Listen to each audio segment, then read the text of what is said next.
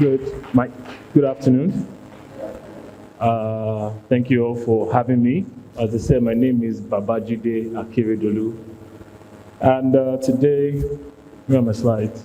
I am talking on collaborative culture as an important tool for building communities. I'll wait for them to put my slides up.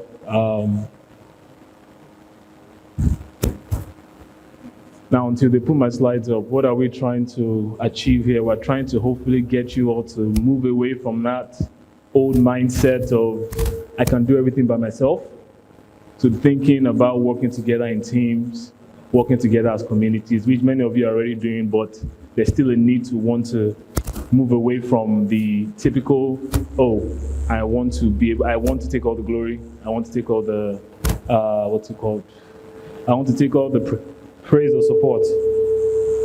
While we wait, I'll talk about Ondo State briefly and what we're doing with collaboration. Now, the office I run, which is called the Performance Project Implementation Monitoring Unit. Forget all that, just say PIMU for short. PIMU was designed to help improve performance in the state. And our responsibility around that is how do we foster collaboration in the government. And for us to do that, the Ondo State government came up with this word called One Administration. Now, One Administration is that ideology that, look, it doesn't matter if it's being done by the Ministry of Works, the state government, somebody from the Ministry of Finance should know about it. It doesn't matter if it's done by the Ministry of Women Affairs, somebody in the Ministry of Environment can speak authoritatively on that thing. And it was just around an experience that I'll continue to talk about in a second. Now, while we wait for the slides, I want to tell you what I think from this experience we've had, one can broadly say the biggest takeaway for all of you here is there are 3 pillars for collaboration. And one is openness and honesty. The other is determination and intention, having strong intent, or conviction if you want to use that word for it. And then the last is sympathy and understanding. And for us, the whole idea is the collaborative culture can only take roots within these core principles. We'll touch on each of these principles, and I will ultimately give my experience with what it has been like running an organization that's driving collaboration. There's a famous phrase that people actually in my office, it's up there. It says, teamwork makes the dream work. I'm sure everybody here must have heard about the story of the Tower of Babel. Most times we talk about Babel in a negative way. There's a negative connotation to Babel. I have a positive twist to it. When I think about the Tower of Babel, I think about the fact that humanity decided to come together to do something. Yes, we questioned God and we were punished for it. But still, it was an experience to say, look, when you come together as a people, you can achieve a lot. So for us, people are what makes success what it is. In today's world, like I just mentioned before, and this kind of birthed from the American ideology of individualism with around the 1900s. It was the American thing to want to really do things on your own. Prior to that, whether it's even if a Roman emperor had advisors, he had the Senate to put him in check. So there was always a sense of community from who knows how far back. But once America started to become the world power, they started to push this individual ideology. And for that took root in society, and society a lot of times has kind of imbibed that culture of individualism in business. Yes, in family, we tend to be more communal, more collaborative. But when it comes to business or anything outside the family, you tend to see us, still not working. There you go. There we go. You tend to see us try to pursue things individually. But the key thing you need to know is that no one person can achieve greatness on their own. It takes a collective effort and a culture of collaboration to truly achieve greatness. And for that to happen, this type of culture that is driven, it has to do with the fact that we need to have a core belief. Whether it's a belief system, or whether if it's in a business, it's a mission, a vision, an objective. At the core of any sort of organization, there's something that everybody connects to, and it's that thing that develops a sense of trust in the process. And it is that trust, it's that openness and that honesty that leads to trust that one would say is what will promote cooperation and, of course, recognize beauty and diversity in the system or in that community. I'll go straight to what I consider the collaborative cycle. And the collaborative cycle has to do with the typical process. Think about it. Let me use an example of two young people in a company, youth couples. Let's say there are two couples that come into where I work, and they meet each other for the first time. And even before you can say they've built a collaborative culture, they start to talk to each other. Oh, hi, how are you? I'm fine. How are you doing? I'm good. Oh, we have something in common. Great. I've gotten some information from this person, and then I can see that I can at least relate with that person. That starts to build what you consider trust. Now, let's say that relationship is going, it's exciting. Now, they start to take risks. So one couple says, well, my CDS is actually on Friday, but I can't be around on Thursday. Can you cover for me? And tell Oga that I have CDS. Just an example. Don't do that. I'm not saying you should do that, but that's an example of something where now they're taking risks to say, well, we can work with each other to achieve a certain goal. Now, of course, with that builds some sort of resilience. That, okay, well, I know I can trust you. I know you have my back. Now, what else do we want to do now? The boss comes and says, oh, look, I want this thing done. And this person jumps right away and says, look, I can trust I can work with this other individual because we've had this prior experience. And of course, that leads to growth amongst each other. Now, even though that cycle looks like it is parallel, it's not, because, resilience can lead to more trust. Resilience can lead to better knowledge sharing. Taking more risks makes you realize the point where somebody might be willing to go with you, and amongst other things. So I like to do this because this particular image I have on there, this, what they call the human chair, for me is the best representation of what collaboration and trust looks like. As you can see, everybody in that particular picture are bent in a way that if you are standing alone and you try to do that, you almost certainly fall down, unless you're a freak of nature. Now, if you notice, just because there's a closed loop in the system, right? And then there's a trust that, look, even if my own core cannot support me, the next person around me can support me. And then you build that loop. I think for me, that represents what you would consider a general or a archetypal example of what trust and building a collaborative culture will look like in the system. Now, the only thing that's more interesting about this particular image that I want you to take from it is you can only achieve this usually with 4 people. And by the time you start growing to more than 4, it becomes easier.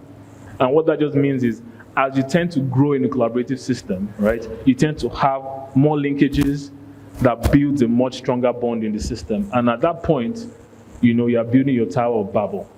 And, and in this case, as long as God is not mad at you, you can keep going up.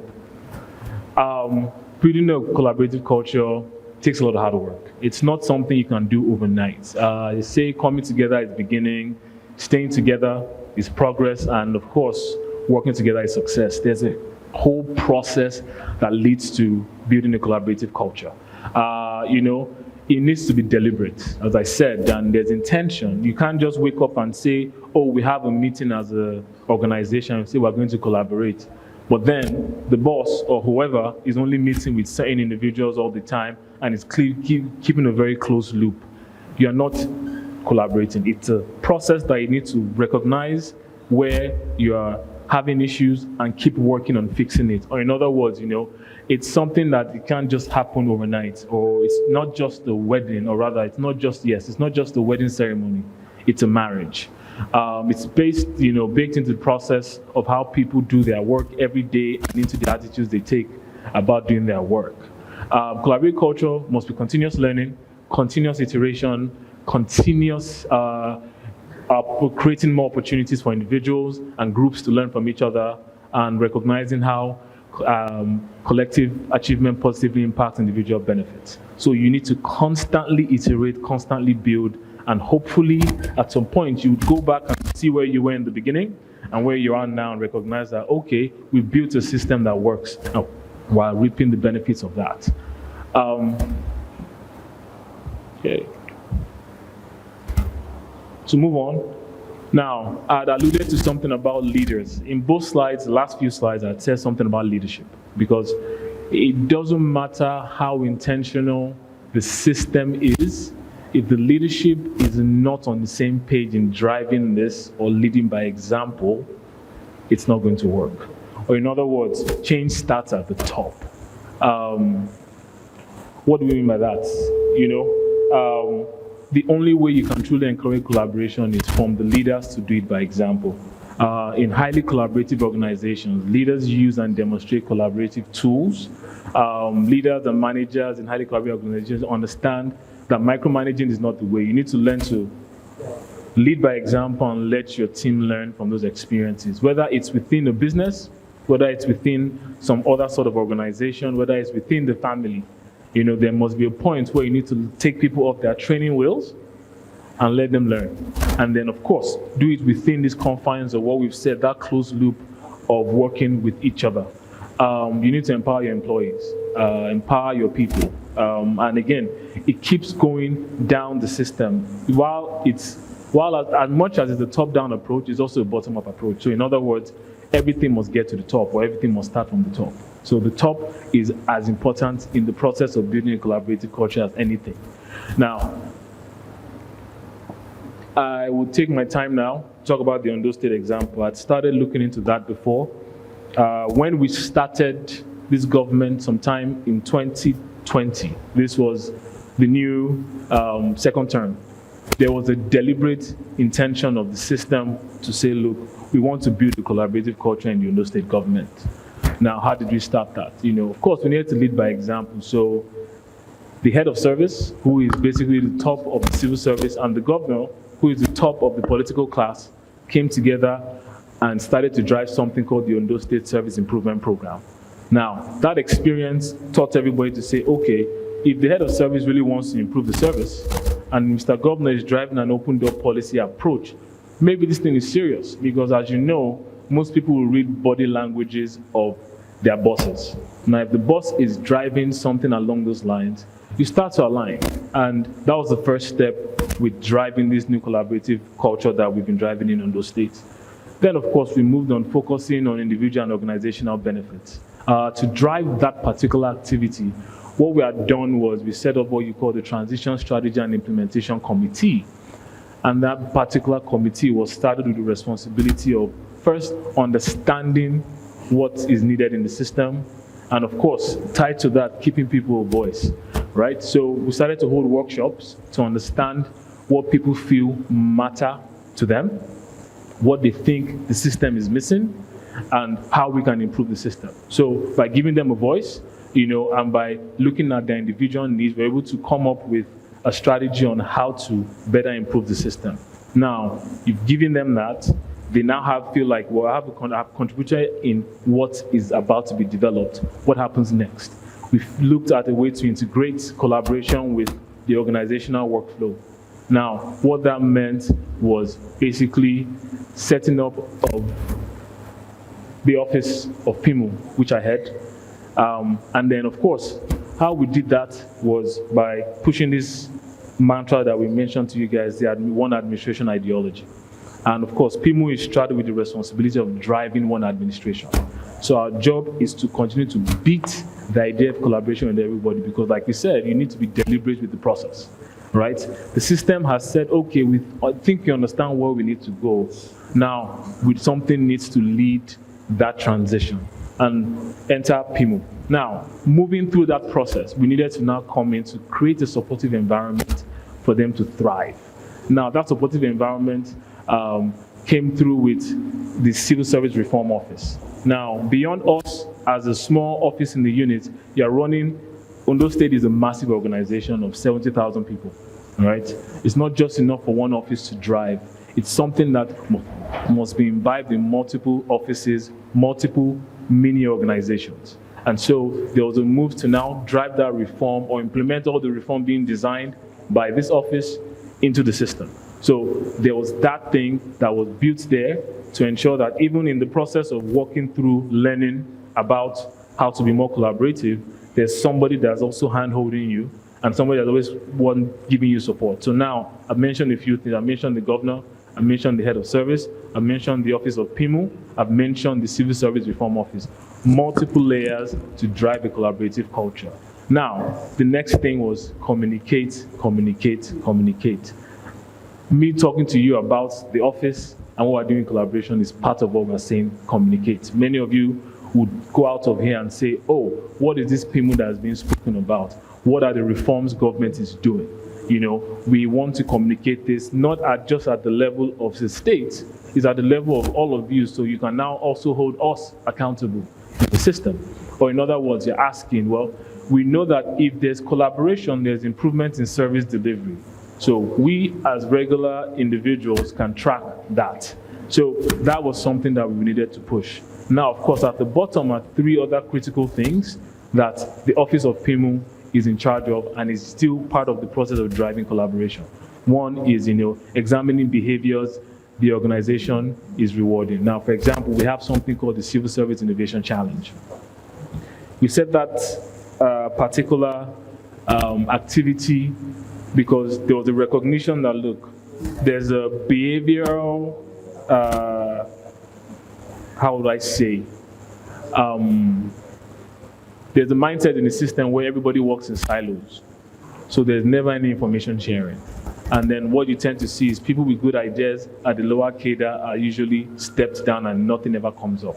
So the experience for us was, how do we start to unearth some of these great ideas that's hidden, but because of the behavioral things that are limiting our own work, we cannot see. So we set up a project called the Civil Innovation Challenge, where civil servants come, they submit good ideas, and then we go through a competition, and then we reward them, right? So for us, it's recognizing some of the issues and solving those problems. That's just one of many examples.